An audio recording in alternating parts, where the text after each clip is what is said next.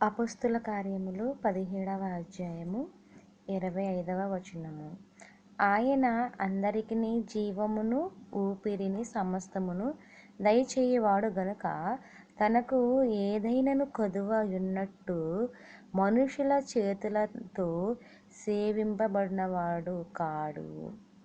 ఇక్కడ అందరికీ జీవాన్ని ఊపిరిని ఎవరిచ్చారండి? ఒక మనిషికి జీవముని ఊపిరిని ఇక్కడ ఈ భూమి మీద అనుభవిస్తున్న సమస్తమును ఎవరు దయచేశారు అంటే దేవుడే కదండి తన జీవాన్ని తన ఊపిరిని మానవులమైన మనలో ఊదాడు.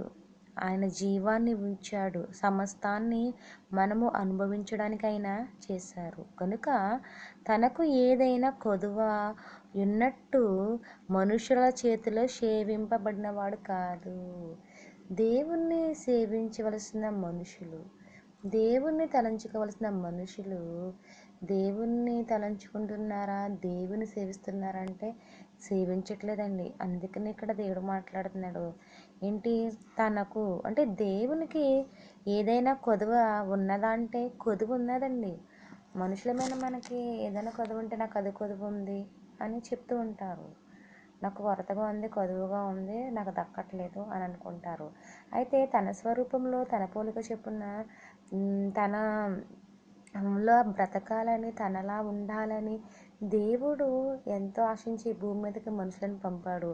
అయితే ఇక్కడ కొదువ ఉంది అంటే తండ్రిని తెలుసుకున్నవారు అంటే దేవుని తెలుసుకున్నవారు ఎవరు లేరు. ఒక తండ్రిని కుమారుడు విడిచిపెట్టేసి వస్తే తండ్రిని తెలవకుండా తన ఇష్టం వచ్చినట్లు జీవిస్తే ఆ తండ్రికి కొదువ ఉంటుందండి. ఏంటని మీరు అలా బాధపడుతున్నారని ఎవరన్నా అడిగినప్పుడు నాకు కొదువ ఉందండి, అనుకున్న జీవితం నాకు రాలేదు, నా బిడ్డలు నేను బంగారు భవిష్యత్తులో చూడాలని అనుకుంటున్నాను, కానీ నా బిడ్డలు నా మాట వినలేకుండా నన్ను వదిలేశారు, నన్ను విసర్జించుకున్నారు, నన్ను వదిలేసి వెళ్ళిపోయారని చెప్తూ ఉంటారు. అయితే ఇక్కడ దేవునికి కూడా కొదవ ఉందండి. లోకపరమైన తల్లిదండ్రుల బాధ, ఆవేదన ఏంటన్నది కొంతమందికి తెలుస్తుంది, కొంతమందికి తెలియదు. అలాగే దేవునికి కూడా ఆవేదన అనేది ఉంది, కొదువ అనేది ఉంది. ఎందుకంటే తన పిల్లలు తనను వెంబడించట్లేదు అని కొదువ ఉంది. అందుకనే దేవుడు ఇక్కడ మాట్లాడుతున్నాడు ఏంటి, ఆయన అందరికిని జీవమును ఊపిరిని సమస్తమును దయచేవాడు గనుక తనకు ఏదైనను కొదువ ఉన్నట్లు మనుషుల చేతులతో సేవింపబడినవాడు కాడు. కొదువ అనేది ఉంది ఏంటంటే దేవుణ్ణి సేవించట్లేదు, దేవుని స్తుతించట్లేదు, అదే దేవునికి కొదువుగా ఉన్నది.